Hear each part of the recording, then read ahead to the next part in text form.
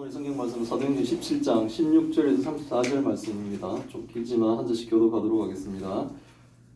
바울이 아덴에서 그들을 기다리다가 그 성에 우상이 가득한 것을 보고 마음에 격분하여 회당에서는 유대인과 경건한 사람들과 또 장터에서는 날마다 만나는 사람들과 변론하니 어떤 에피쿠로스와 스토아 철학자들도 바울과 증언할세 어떤 사람은 이르되 이 말쟁이가 무슨 말을 하고자 하느냐 하고 어떤 사람이 이르되 이방 신들을 전하는 사람인가 보다 하니 이는 바울이 예수와 부활을 전하기 때문이라.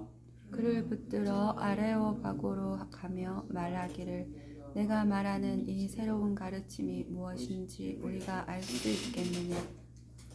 내가 어떤 이상한 것을 우리 귀에 들려주니 그 무슨 뜻인지 알고자 하노라 하니 모든 아덴 사람과 거기서 나그네 된 외국인들이 가장 새로운 것을 말하고 듣는 것 이외에는 달리 시간을 쓰지 않음이더라. 바울이 아레오바고 가운데 서서 말하되 아덴 사람들아 너희를 보니 범사에 종교심이 많도다. 내가 두루 다니며 너희가 위하는 것들을 보다가 알지 못하는 신에게라고 새긴 단도 보았으니 그런즉 너희가 알지 못하고 위하는 그것을 내가 너희에게 알게 하리라.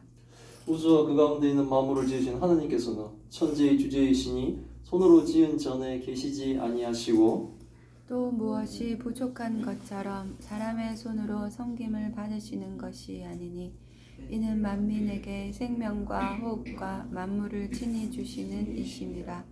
인류의 모든 족속을 한 혈통으로 만드사 온 땅에 살게 하시고 그들의 연대를 정하시며 거주의 경계를 한정하셨으니 이는 사람으로 혹 하나님을 더듬어 찾아 발견하게 하려 하심이로되 그는 우리 각 사람에게서 멀리 계시지 아니하도다.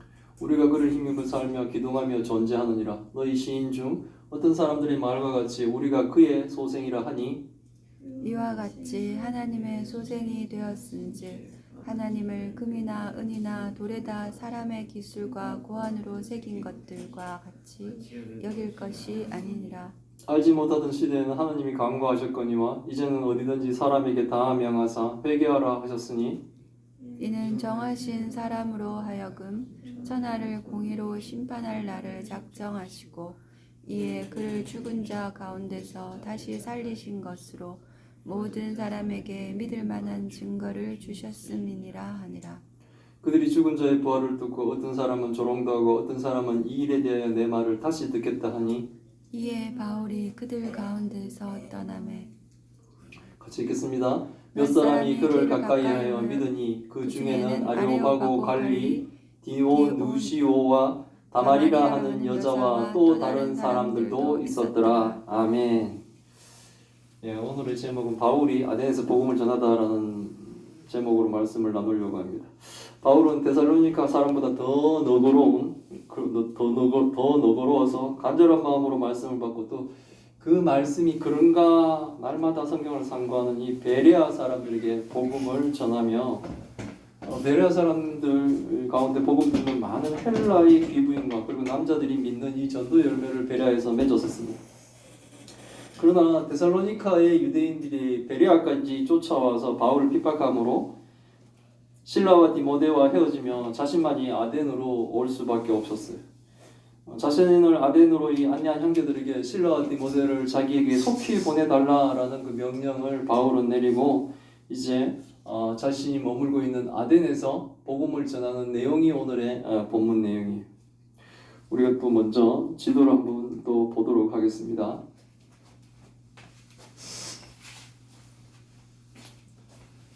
2차 전도 여행이죠. 2차 전도 여행은 수리아 안도역에서 시작해서 다소 더베 루스드라를 거쳐 비시디아 안도역에서 바울은 비두니아라든지 무시아 아시아 쪽으로 가기를 원했으나 성령께서 허락하지 않아 드로아까지 가게 됩니다. 드로아에서 환상을 보고 바울은 이제 유럽으로 넘어가게 되죠. 그래서 마게도니아의 첫성 빌립보에서 복음을 또 전하고 그리고 데살로니카로 갔고 데살로니카에서 한 82km 떨어진 베레아까지 갔었는데 여기서 핍박을 하다가 이번에는 어디까지 내려오냐면 이만큼 내려오는 거예요. 여기가 아니에요. 그러니까 상당히 먼 길을 이렇게 내려오게 되는 거죠. 그러니까 그들의 핍박이 되게 심했던 거예요. 그리고 또 실로와 디모데하고 또 떨어지기도 하고 이제 혼자 지금 이 아덴에 와서 아덴은 이제 지역이 달라지는 거예요. 여기가 마케도니아고 마케도니아의 수도가 데살로니카라 그러면 여기는 아가야 지방이라고 그럽니다. 거기 수도는 이제 고린도가 대표적으로 되는데 거기에는 이제 이 아덴에 내려와서 복음을 전하게 되는 거예요.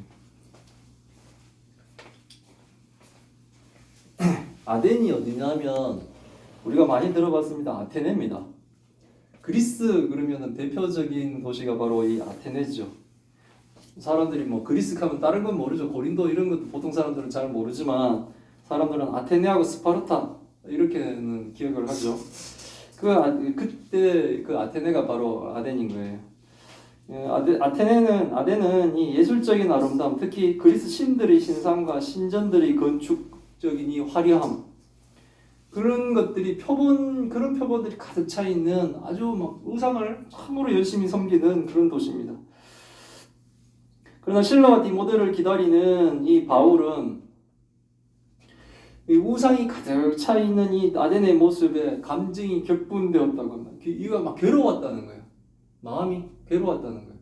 왜냐하면 사람들이 이렇게 훌륭한 도시를 만들고 그 다음에 많은 철학들이 있는 이 아덴인데 이 아덴 사람들이 뭡니까? 이런 훌륭한 일반 사람들보다 더 뛰어난 능력을 가진 것 같은 예술적인 감각이라든지 이 종교심을 가지고 그들이 뭘 하느냐? 결국 우상을 섬기잖아요. 그리고 집단적으로 뭡니까? 뛰어난 사람들이 지옥으로 가고 있는 거잖아요. 그런 걸 보고 있으면 막 이렇게 마음이 격분되었다, 괴로웠다는 거예요. 도시가 온통 우상으로 상징되는 거짓 신들에 빠져 있기 때문에 그렇다는 겁니다. 고대 로마의 정치가인 페트로니우스라는 사람은 아덴 사람들보다 아덴에서는 사람들보다 신들 찾기가 더 쉽다라고 말할 정도로 아덴은 우상이 가득한 도시였어요. 그런 우상이 있는 도시인 아덴에서도 유대인들은 회당을 만들었던 것 같아요. 하나님에 대한 특신들이 있었던 거죠.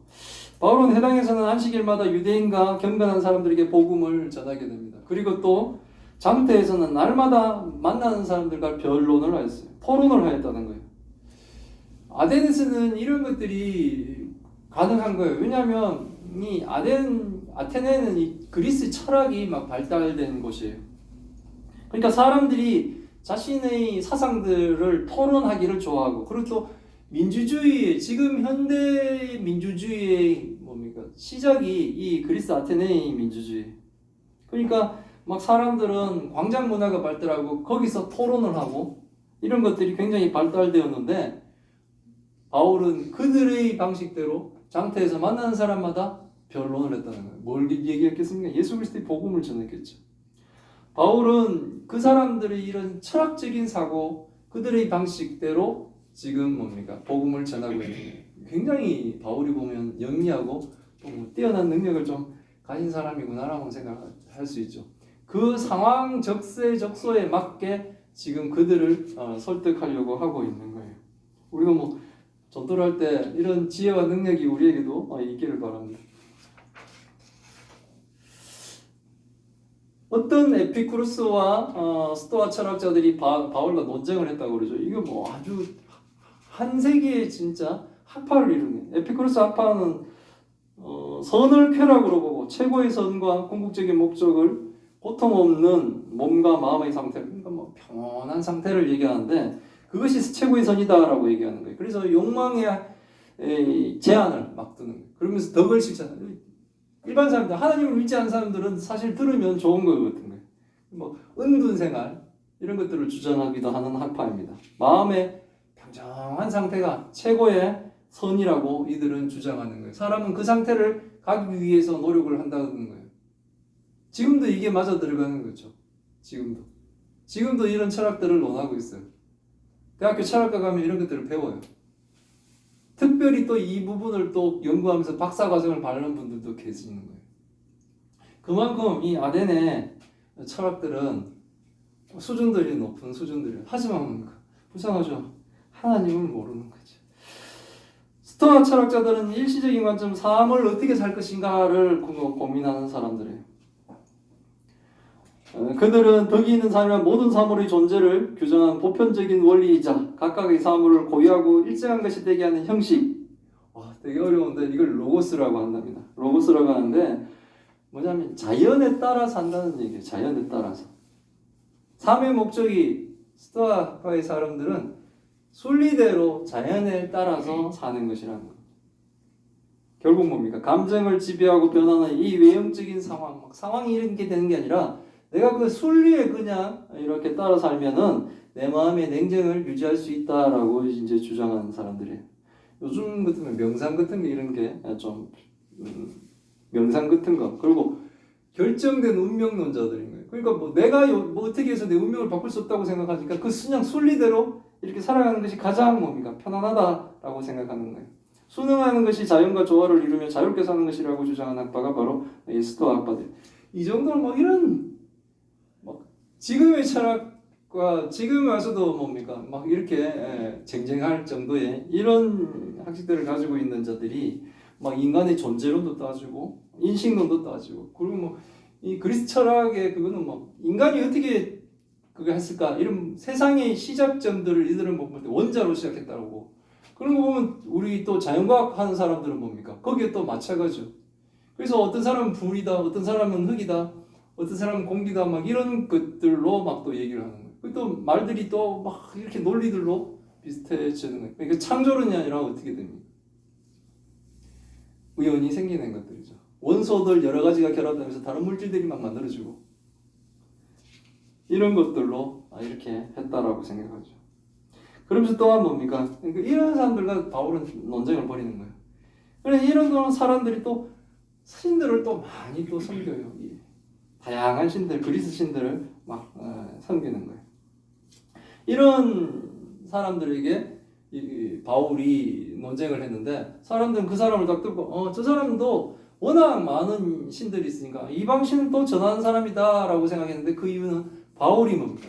예수님과 예수님의 부활에 대한 것을 전하기 때문에 저 사람들은 또 뭐 다른 신 한 명 또 하나 더 추가되는구나 이 정도로 생각한다는 거죠.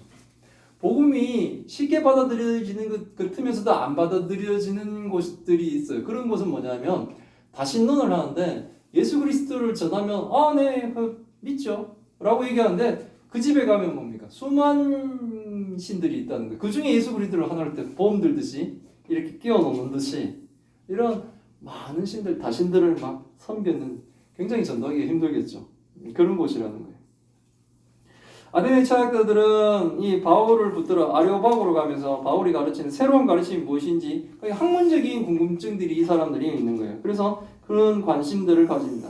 아레오파고는 전쟁의 신 아레스의 언덕이라는 의미인데 이게 법정과 같은 거예요. 그래서 아레오파고 법정에서 이렇게 성경에서도 그렇게 얘기합니다. 그 언덕에서 옳고 가름을 이렇게 갈렸기 때문에 그래요. 그러니까 바울을 그 아레오파고에 세워서 네가 말하는 것이 과연 무엇인가 여기서 한번 따져보고 알아보겠다라는 것으로 바울을 그 자리에 세웠어요. 바울에게 어찌 보면 복음을 전해줄 기회가 되는 거죠. 아덴 사람들은 새로운 지식에 관심을 가지고 있는 겁니다. 바울이 이제까지 자신이 들어보지 못한 것을 들려주기 때문에 그것이 무슨 뜻인지 알고 싶은 이 지적인 호기심으로 이것도 사실은 긍정적인 거예요. 우리가 막 이렇게 믿을 것 없이 믿으라 그러면 사실 그게 안 되잖아요. 근데 그 호기심과 지적인 호기심에서 알아보고 그 지식으로 사실 접근하는 것은 성경을 지식으로 접근하는 것도 굉장히 긍정적인 부분이에요. 지식으로 접근했는데 믿음으로 결과가 나오게 되겠죠. 그래서 모든 아덴 사람들과 아덴 사는 외국인들은 새로운 것이라면 무엇이 있는지 듣고 이야기하는 것으로 세월을 보내는 사람들이기 때문에 철학적 탐구심이 강한 사람들이었죠. 바울은 이제 아레오파고 법정에 서서 이 성경도 아예 법정이라고 하는데 아레오파고 법정에 서서 아덴 사람들을 향해 최고의 이제 그 설교를 하게 되는 거예요. 이 이제 이방인 선교의 최고의 설교를 이 성경에서 찾으라 그러면 지금 오늘 본문이에요. 바울이 아덴 사람들에게 한 설교예요. 아덴 사람이 범사에 종교심이 많은 것을 얘기합니다. 종교심이 많은 것은 경건하다는 긍정적인 부분도 있지만 부정적으로는 뭡니까? 미신을 많이 믿는다는 거죠. 하나님은 사람들에게 다 종교심을 주셨어요. 그래서 사람들은 하나님을 믿지 못하면 불안해서라도 뭔가를 믿어요. 어떨 땐 자기 자신까지 막 믿습니다. 어떤 사람은 뭐 돌덩이도 믿어요. 어떤 사람은 나무 조각도 믿어요. 달도 믿어요.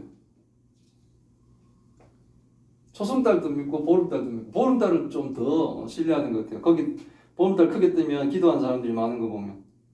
그렇게 이 종교심이 많은 것은 하나님을 믿을 수 있는 뭡니까? 좋은 조건을 갖춘 것도 있지만 미신을 믿을 수 있는 또 나쁜 조건도 되는 거예요.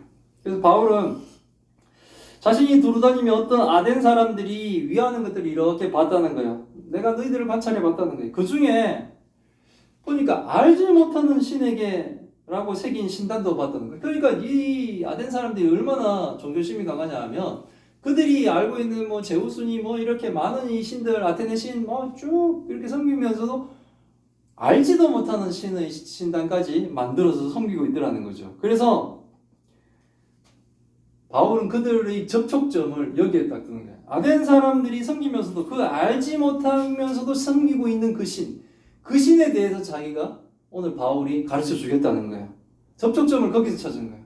우리가 전도를 할 때 그 전도 대상자의 우리가 접촉할 수 있는 접촉점을 찾아야 돼요.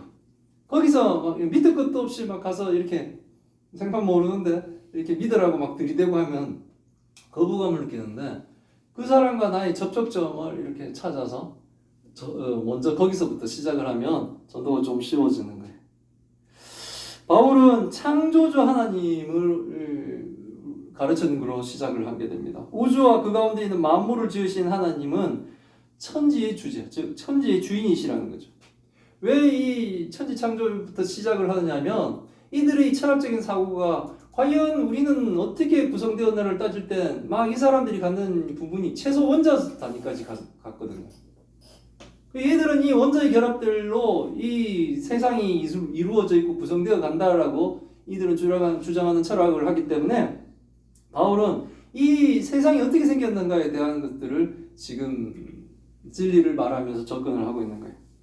만물을 지으신 하나님이 바로 이 세상의 주인이신데 인간의 가치인 너희들이 막 이렇게 신전을 짓고 신전도 어마어마하다면서요. 그리스 아테네에 있는 신전들이. 뭐 파르테논 신전 뭐 저도 잘 모르겠습니다. 안 가봐서. 어떤데 하여튼 막 이런 그 아름답게도 짓고 하는 하지만 그런 신전에 갇혀 있을 그런 분이 아니라는 거예요. 창조주 하나님은 너무나 위대하시기 때문에 이 세상의 주인 되시는데 너희가 만들어 놓은 그 작은 곳에 갇혀 계실 그런 분이 아니라는 거예요. 또 뭡니까? 막 사람들이 그를 섬기는데 신이 부족해서 너희들이 그 섬김을 받을 그런 분이 아니라는 거예요. 오히려 만민에게 생명과 호흡과 만물을 친히 다스리는 생명과 호흡을 만물에게 친히 주시는 생명을 주시는 천지를 창조하시는 창조주 하나님이시다라는 것을 전하게 됩니다. 세상은 아덴의 철학자들이 말하는 원자나 불이나 흙 같은 것들이 모여 만물을 스스로 형성하는 것이 아니고 세상은 하나님이라는 분이 이 세상을 창조를 하신 창조 생명체들이라는 거예요. 그냥 우연히 만들어진 것이 아니라는 것을 주장하는 거예요.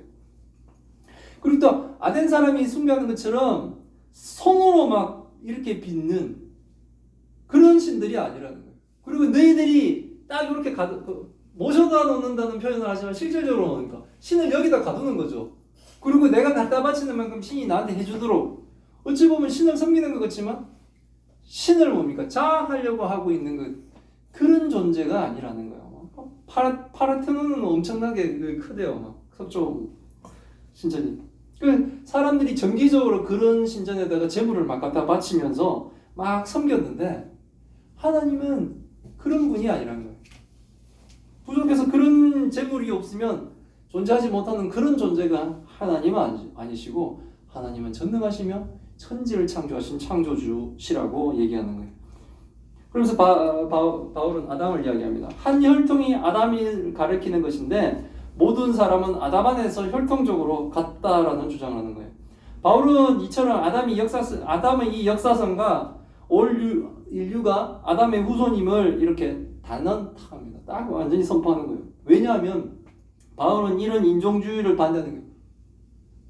어느 종족이 더 강하고 뭐 이런 부분에 대한 것들을 반대합니다. 다양한 인종 집단도 결국은 모든 한 아담에서부터 온 같은 뿌리이기 때문에 그렇습니다. 그래서 모든 인간은 동등하다라는 것을 또 바울은 주장하고 있는 거예요. 아담의 뿌리에서 나온 여러 족속의 연대를 정하고 거주의 경계를 한정했다는 것은 여러 민족의 역사에 하나님이 직접적으로 관여를 하셨다라는 하나님의 주권을 설명합니다. 하나님이 창조만 하고 우리에게 내버려 두신 것이 아니라 하나님이 아담의 후손으로 이렇게 아담의 계보로 이렇게 여러 종족이 막 나눠지고 국가 간의 경계가 생기고 하여튼 그리스만 하더라도 또 도시국가들로 막 이루어졌으니까 많은 이렇게 도시국가가 있겠죠. 그렇게 하시고 했는데 그런 역사에 하나님이 직접적으로 다 주관을 하시는 하나님이 주권이 거기에 작용한다라고 얘기하는 거예요. 하나님이 한 사람 아담으로부터 인류와 여러 민족을 만드신 이유는 사람들이 혹시나 내 조상은 어떻게 되나를 이렇게 계속 추적하다 보면 결국은 어디까지 갑니까? 아담까지 가잖아요. 아담까지 가게 되면 어떻게 돼요? 아담을 창조하신 하나님이 다다르게 되죠. 그렇게 해서 하나님이 이렇게 한 사람을 통해 이 인류를 만드신 이유는 더듬다가 하나님을 찾을 수 있을까 하셔서 발견할 수 있도록 하나님이 그렇게 하셨다는 거예요. 하나님은 우리 각 사람에게서 멀리 계시지 않다는 이 바울의 말 뜻은 하나님이 자신이 창조하신 사람들의 기도를 들으시고 그들의 마음을 아신다는 겁니다. 사실 인간이 조상을 더듬어 찾아보도록 스스로 하나님을 이렇게 찾아가는 것은 인간의 노력만으로 사실은 뭡니까? 불가능해요. 못 찾아요. 그러나 바울은 지금 아덴의 철학자들이 하나님을 찾을 수 있다라고 얘기는 하고 있어요. 이들은 철학자이기 때문에 그런 데의 고민을 가지고 하나님께 접근할 수가 있는 거예요. 근데 성령이 조명해 주지 않으면 스스로 하나님을 알 수가 없어요. 이게 기적 같은 은혜예요. 우리가 지식이 뛰어나서 하나님을 알고 믿는 게 아니에요. 하나님의 은혜로 우리가 하나님을 믿게 되는 거예요. 막 아무리 지식이 뛰어나도 성령의 조명하심이 없으면 그들은 뭡니까? 학문적으로 접근하면서 하나님은 없다로 결론을 내버리게 됐죠. 바울이 지금 이렇게 아덴 사람들에게 하나님을 찾을 수 있다고 말하는 이유는 지금 아덴 사람들이 하나님을 찾을 수 있도록 뭡니까? 바울이 지금 복음을 전해주고 있기 때문에 이것이 가능하다고 얘기하는 거예요.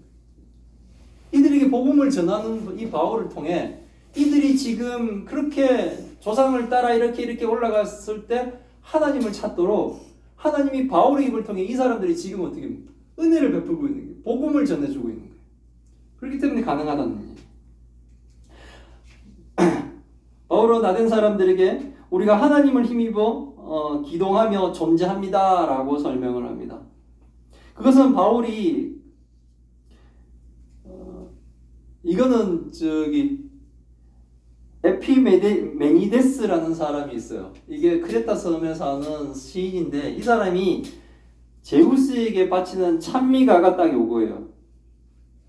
우리는 제우스를 힘입어 살며 기동하며 존재합니다 라는 요 10기절을 말했는데 요것을 바울이 딱 따와서 하나님을 힘입어 우리는 살며 우리는 움직이고 존재합니다 라는 것으로 딱 하니까 그들은 아덴 사람, 우리는 지금 이 말을 들어도 그냥 듣는데 이 아덴의 철학자들이 바울이 이 구절을 딱 얘기하면 자기 신 제우스와 딱 연결시키면서 제우스보다 더 뛰어난 창조주 하나님하고 연결시킬 수 있도록 지금 얘기하는 거예요. 그리고 우리가 그의 소생이라는 말은 스토아파 사람들인 이 또 아리투스라는 사람의 이 시 이름도 힘들어요. 파이노메나라고 얘기하는데 거기서 인용을 한 거예요. 그래서 아덴 사람은 그 시를 잘 알아요. 우리는 잘 모르죠. 우리는 사도행전 17장 28절 읽어도 이 문구가 어디서 왔는지를 모르지만은 아덴 사람들은 이 아덴의 철학자들은 딱 들으면 이것이 크레타의 에피메니데스가 쓴 그 제우스를 찬미하는 시에 썼다 왔네. 그 다음에 아리투스의 시에서 이것을 인용해 왔네라는 것을 알 수 있는 거죠. 그래서 그들이 알고 있는 것들을 이용해서 뭡니까? 복음을 전하고 있는 거예요. 바울은 엄청난 박학다식한 사람인 거예요. 그러니까 우리도 복음을 전할 때는 우리들이 많은 지식을 가지고 있으면 되게 좀 편해지는 거예요. 그것들을 인용해서 접촉점을 찾아 복음의 대상자들과 또 같은 접촉점을 이용하여 그들이 알고 있는 지식을 인용하며 이 복음을 전하면 되는 거예요. 이렇게 우리가 하나님의 소생이 되었는데 하나님은 은이나 금이나 돌에다 사람의 기술과 생각으로 새겨 만든 것들을 하나님과 같이 여길 수는 없지 않습니까? 하나님이 우리에게 생명을 주시는 건데 우리가 막 만들어 놓고 이것을 하나님과 똑같아라고 이걸 섬기는 거는 이건 이상한 거잖아요. 그래서 천지를 만드시며 우리에게 생명을 주신 창조주 하나님을 사람이 만든 이 조각품과 지금 동일하게 여기면서 이 온 도시가 신전과 신상을 만들어 섬기고 있는 건 이렇게 해서는 안 된다고 지금 바울은 얘기하고 있는 거예요. 바울은 알지 못하던 시대에는 하나님이 관대하여 지금까지는 봐줬다는 거예요.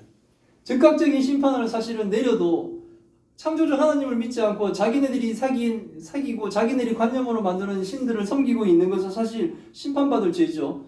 그런데도 불구하고 하나님은 관대하게 봐주셔서 즉각적인 심판을 지금 내리지 않으셨어요.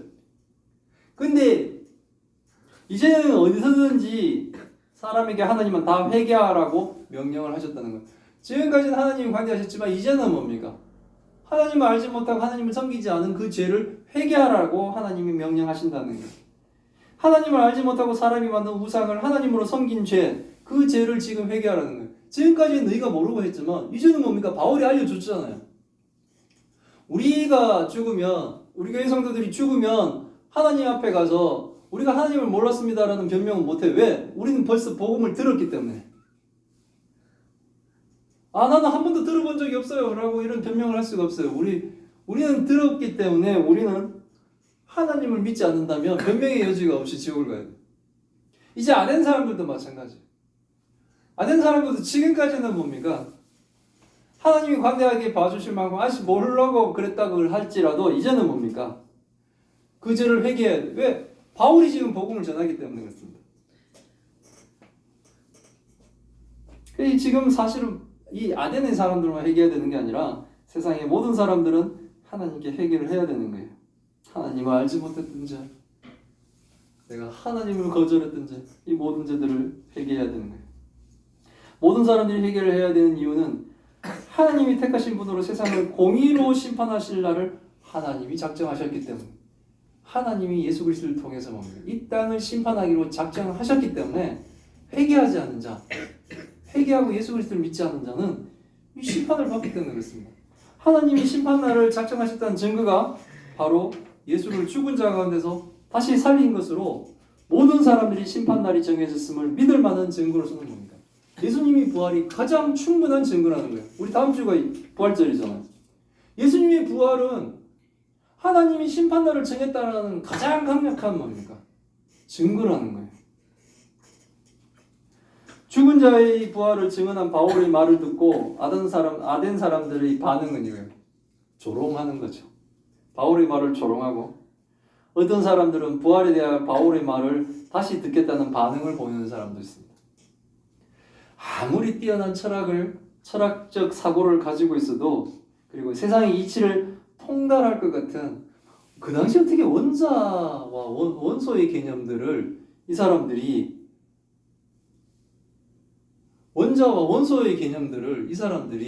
알고 끄집어냈을지, 이런 부분들이 참으로 신기합니다만은, 그렇게 아무리 뛰어난 이런 사고를 가지고 있어도 세상의 이치를 통달하는 아주 뛰어난 학문적인 부분들을 가지고 있어도 하나님의 은혜가 없으면, 성령께서 역사하지 않으면 복음을 들어도 이해하지 못하고 복음을 조롱하는 거예요. 어떤 이들은 조롱했다는 거예요. 하나님이 정한 심판의 날이 있다 해도 믿지 않는 거예요. 결국 이들은 어떻게 되겠어요? 조롱하고 거부한 자들은 뛰어난 철학적인 머리를 가지고 지옥으로 가는 겁니다. 아레오파고 법정에서 복음을 증거한 바울은 이제 그 자리를 떠나게 됩니다. 바울은 자신의 일을 다 했기 때문에 그렇습니다. 그러니까 그들이 이렇게 회개하고 하나님 쪽으로 오지 않는 것에 대해서 바울의 책임성은 없는 거예요. 전하지 않는다면 바울에게 책임을 물을 수 있죠. 왜 하나님이 너한테 은혜를 주고 능력을 줬는데 그 일을 사명을 감당하지 않느냐라고 문책받을 수 있지만 전하고 나면 뭡니까? 그 사람이 믿거나 안 믿거나는 하나님께 달렸고 그 사람에게 달렸겠죠.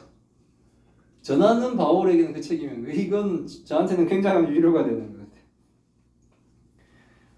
복음을 듣고 조롱하고 비우는 자들도 있었지만 그 자리에는 몇 사람이 바울을 가까이 하며 믿게 되는 그 사람들이 있었어요. 그 중에는 아리오바고 관리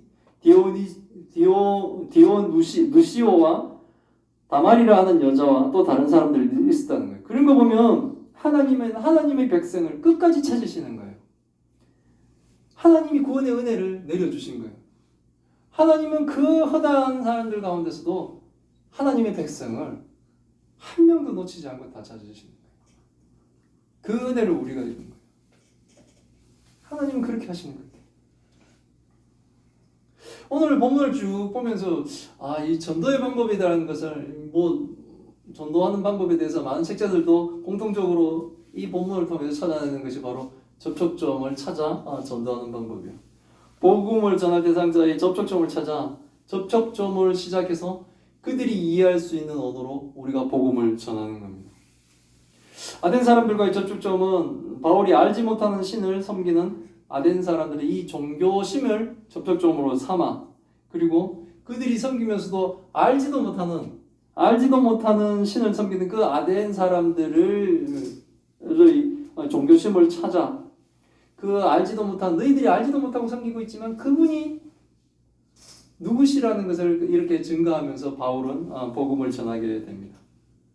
우리도 복음을 전할 대상자가 있다면 그 대상자에게 접촉점을 찾아 우리가 알고 믿고 정말 우리와 함께 하시는 그 예수 그리스도를 전하고 이 정해진 이 멸망의 날을 심판의 날을 피할 수 있는 그 방법을 우리가 가르쳐 주는 거예요. 그것이 바로 그 사람을 가장 사랑하는 일입니다. 아덴에서의 이루어진 이 많은 복음을 전하고 그들과 논쟁하고 있는 이 바울의 삶 속에 느껴졌던 하나는 저 같으면 대단한 압력을 받았을 거예요. 지식이 너무나 부족하기 때문에 만약에 정말 막 이렇게 똑똑한 사람들 앞에 섰을 때 나는 막 이렇게 위축되고 쪼그라드는 저를 가끔 보는데 이 바울의 담대함 이런 것들이 참으로 부럽다 이런 생각도 좀 들었어요. 그들과 하나도 지지 않고 그만큼 실력을 쌓기도 했겠지만 하나님의 은혜가 이렇게 막 갔겠죠. 그래서 하나님께 지혜를 구하고 하나님께 은혜를 구해서 많은 사람들에게 복음을 전하고 많은 사람들이 조롱하고 그 막 똑똑한 사람들이 조롱하고 막 이런 가운데서도 하나님의 은혜를 그 가운데 이 아레바고의 법정을 관리하는 사람조차 하나님 이 복음을 듣고 구원받은 놀라운 역사가 또 이렇게 아덴에서 일어나는 것을 우리가 배웠습니다. 그러니까 이럴 때나 저럴 때나 힘들 때나 좋을 때나 우리가 예수 그리스도의 복음을 전할 수 있는 우리 예수사랑교회 성도와 교회가 되기를 기원합니다. 아멘. 아멘. 네, 기도하겠습니다. 하나님 감사합니다. 오늘의 말씀을 통해 하나님의 뜻을 알게 하시니 감사드립니다. 알지 못하는 신도 섬길 정도로 범사에 종교심이 많고 철학이 많은 아덴 사람들에게 그들과 같은 접촉점을 찾아 예수 그리스도의 부활을 전하며 복음을 날마다 만나는 사람들과 변론한 바울을 배웁니다. 에피쿠로스와 스토아 철학자들 앞에서 담대히 복음을 전하며 회개할 것을 촉구한 바울의 열심을 배웁니다. 어리석은 사람들은 예수 그리스도의 부활을 조롱하며 하나님의 구원을 거부하였지만 그러나 하나님은 그 가운데서도 하나님의 백성을 찾으심을 배우며 많은 은혜를 받습니다. 우리도 하나님이 주신 지혜로 현명한 전도를 할 수 있게 하옵시고 바른 복음을 정확하게 전할 수 있는 성도가 되게 하여 주옵소서. 천지주이신 하나님을 하나님 인간이 만든 조각품이나 신전에 가둘 수 있다는 이 아덴 사람들과 같은 어리석은 죄를 우리가 짓지 않게 하옵소서. 하나님이 봐주실 때가 이제는 지났음을 알고 회개하며 오직 주 예수 그리스도를 믿어 구원받는 은혜가 날마다 일어나게 하옵소서. 이 모든 말씀 우리 주 예수 그리스도 이름으로 기도드리옵나이다. 아멘.